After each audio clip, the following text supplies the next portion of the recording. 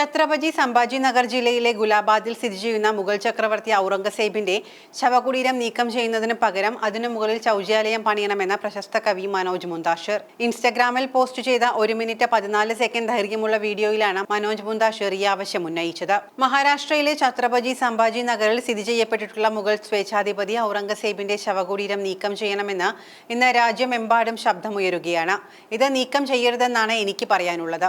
നമ്മൾ ഹിന്ദുക്കൾ രാമജന്മഭൂമി ശ്രീരാമക്ഷേത്രം പണിയുമ്പോൾ ദൈവം ഓരോ കണികയിലും ഉണ്ടെങ്കിൽ പിന്നെ എന്തിനാണ് ഒരു ക്ഷേത്രം പണിയേണ്ടതെന്ന് ചിലർ ഞങ്ങളോട് ചോദിച്ചു.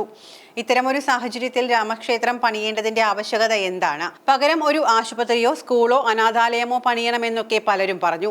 അപ്പോൾ ഔറംഗസേബിന്റെ ശവകുടീരം നീക്കം ചെയ്യേണ്ടതിന്റെ ആവശ്യകത എന്താണ്? അതിനു മുകളിൽ ഒരു ശൗചാലയം പണിയേണ്ടതിന്റെ ആവശ്യകത ആണുള്ളതെന്ന് ഇന്ത്യൻ സർക്കാരിനോട് അഭ്യർത്ഥിക്കുന്നു. എല്ലാത്തിനും ഉപരിയായി നമ്മൾ സനാതന ധർമ്മികൾ ആ കൊലപാതകിക്ക് യൂറിയയും ഉപ്പും ദാനം ചെയ്യണം. മുന്താഷിർ വീഡിയോയിൽ സർക്കാരിനോട് ഇങ്ങനെയാണ് ആവശ്യപ്പെടുന്നത്. ഇന്ത്യ ആരുടെയും പിതാവിന്റെ സ്വത്തല്ല എന്ന് പറയുന്ന മതേതരവാദികൾക്കുള്ള എന്റെ മറുപടി, സൂര്യവംശ അഭിമാനം നമ്മുടെ സിരകളിൽ ഉണ്ടായിരുന്നു, അതിപ്പോഴുമുണ്ട്. സനാതന കാലം മുതൽ കാവ്യാകാശം ഉണ്ടായിരുന്നു, അതിപ്പോഴുമുണ്ട്. ശിവാജിയെയും റാണയെയും ഞങ്ങളുടെ പിതാവായി കണക്കാക്കുന്നു. നമ്മുടെ പിതാവിന്റെ ഇന്ത്യ അന്നും ഇന്നും നമ്മുടേതാണ്. ഹിന്ദു വിരുദ്ധരെ ലക്ഷ്യം വെച്ചുകൊണ്ടാണ് മനോജ് മുന്താഷിർ ഇക്കാര്യങ്ങൾ തുറന്നു പറയുന്നത്.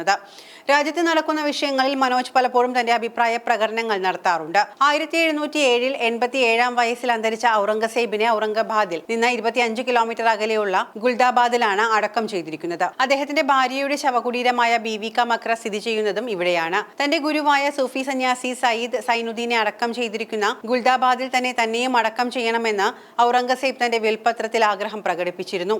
സയ്യിദ് സൈനുദ്ദീന്റെ സമുച്ചയത്തിനുള്ളിലാണ് ശവകുടീരം സ്ഥിതി ചെയ്യുന്നത്.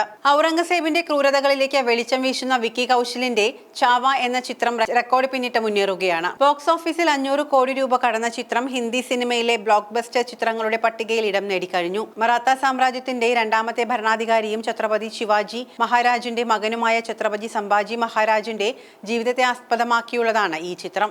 ഔറംഗസേബിനോട് അദ്ദേഹം നടത്തിയ കഠിനമായ പോരാട്ടത്തിന്റെ വീരഗാഥയാണ് ഇത്. ചിത്രം പുറത്തിറങ്ങിയതിനു ശേഷം ഔറംഗസേബും അയാളുടെ ക്രൂരതകളും വീണ്ടും ചർച്ചാ വിഷയമായി. അതേസമയം ഔറംഗസേബിനെ പ്രശംസിച്ചുകൊണ്ട് എരുതിയിൽ എണ്ണയൊഴിച്ച നേതാവ് അബു ആസ്മിക്ക് നിരവധി വിമർശനങ്ങൾ നേരിടേണ്ടി വന്നു. തുടർന്ന് അദ്ദേഹം തന്റെ പ്രസ്താവന പിൻവലിക്കുകയും ചെയ്തു.